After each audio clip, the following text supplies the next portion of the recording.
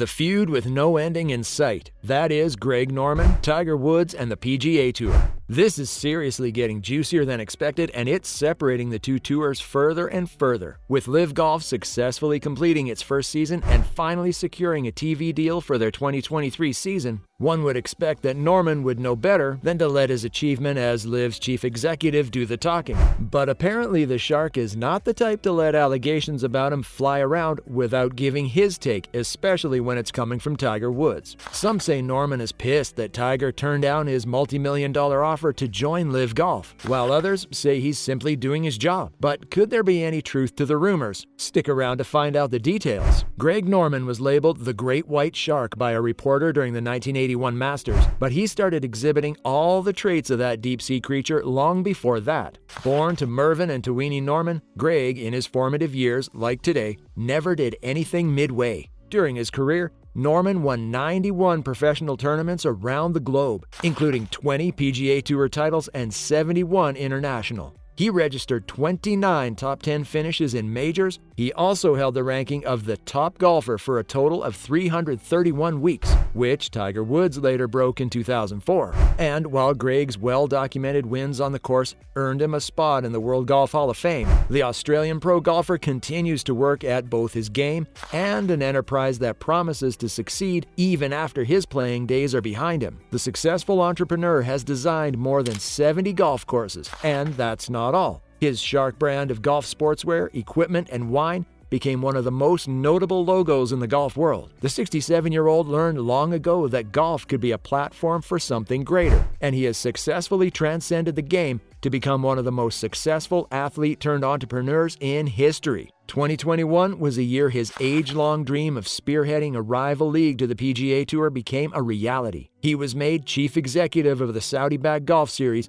which sponsored a tour that offered mouth-watering deals and multi-million-dollar paydays to PGA players. And as expected, he was heavily criticized for his involvement in LIV, with many speculating that it was only an attempt by the Saudis to sportswash its human rights abuses. Norman might be a divisive figure, but he has undeniably been a positive element in LIV's spectacular development. The former world number one has seen the LIV progress from a discarded notion to a full-fledged competitor to the PGA Tour, and as a result, he seems to be stepping on a lot of big toes. You see, the PGA Tour LIV Golf feud has been the biggest thing in the golf world since whenever. LIV's controversial CEO Greg Norman is in the news again. This time, he wasn't just controversial. He had to reply to Tiger's earlier comments on his position as commissioner and chief executive of the Saudi-backed series. To get the full story breakdown, we'll have to circle back to what happened at the Hero World Challenge in the Bahamas. While speaking to the media aiming squarely at the coexistence of the PGA Tour and LIV Golf, Woods did admit that LIV is undoubtedly now a permanent fixture in the game, but demanded that Norman step aside from his role as CEO in order for the rival tours to settle their differences. I think Greg Norman has to go, first of all, Woods said, and then any legal action brought against us and any countersuit we brought against them would also need to be put on hold. So then we can talk. We can all talk freely. In other words, if there was ever going to be a negotiation between LIV and the PGA Tour, Greg Norman would have to go, step down, or whatever word we want to use, but would leave LIV Golf. Woods only restated a claim made by Rory McIlroy at the DP World Tour Championship 2 weeks prior, according to which Norman's behavior as the CEO of LIV Golf has made it impossible for the two parties to agree. While also calling on Norman to leave LIV Golf, Rory said that the Rebel League had to get an adult in the room to help put an end to the stalemate in the dispute between the two tours. Rory said, "I think Greg needs to exit stage left. He's made his mark, but now is the right time to say, look, you've got this thing off the ground, but no one is going to talk unless there's an adult in the room that can actually try to mend fences." In a recent interview with Fox News, Norman made a sort of comeback at this with a comment that Tiger Woods is the mouthpiece of the PGA Tour, which is almost like saying he's a puppet. There are speculations that Norman is still pissed at the 15-time major champion for turning down LIV Golf's offer. Tiger reportedly snubbed about $700 million to ditch the PGA Tour, which Norman himself confirmed. And LIV Golf isn't going to be happy because that would have been a massive statement having the world's best golfer on board. Greg Norman didn't leave it at that. He went on to say that Tiger Woods doesn't know any of the facts.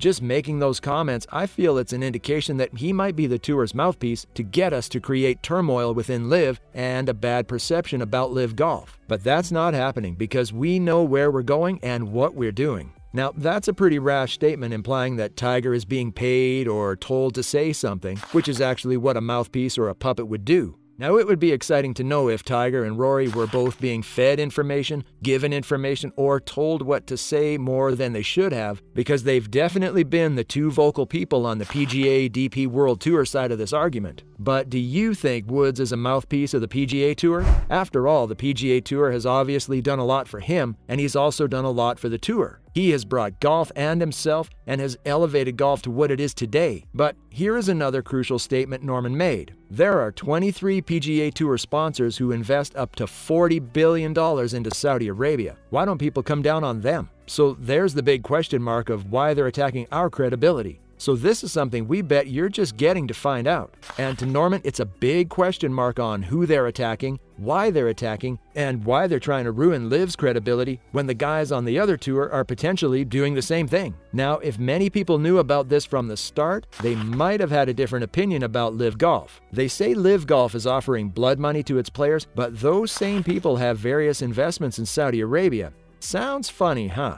However, irrespective of what the boys on the PGA Tour have to say, Greg and his series are making steady progress, having secured a TV deal for its 2023 season. 6 months after holding its maiden event and a few weeks until kicking off its second season, the Saudi-sponsored circuit is set to air its tournament for the very first time on U.S. broadcast television. LIV Golf officials announced they secured a multi-year television and streaming deal with the CW network. The network will air live coverage of the rival leagues tournaments on Saturdays and Sundays, while the CW app will show the Friday action. This announcement with the CW network was crucial to what we're doing, Norman said. And anyone who thinks it's not good is probably not paying attention. LIV might have been on YouTube, but they weren't on television as we understand it, so they weren't on anything. They might not be on CBS or ESPN, but this is a win for them. As a matter of fact, the Masters, saying that the Saudi Tour players can participate in the 2023 Masters, is a win for them. Cam Smith is a win for them. And now they're on American television. So if you think about it little by little, they just might be putting themselves into a position where the PGA Tour will have to make peace with them. But then again, it remains to be seen how all of this will pan out. But Norman is pretty proud of the league's progress so far. But what do you make of his statements calling Woods a mouthpiece or, if we may, a puppet of the PGA Tour? We'll catch you in the next one.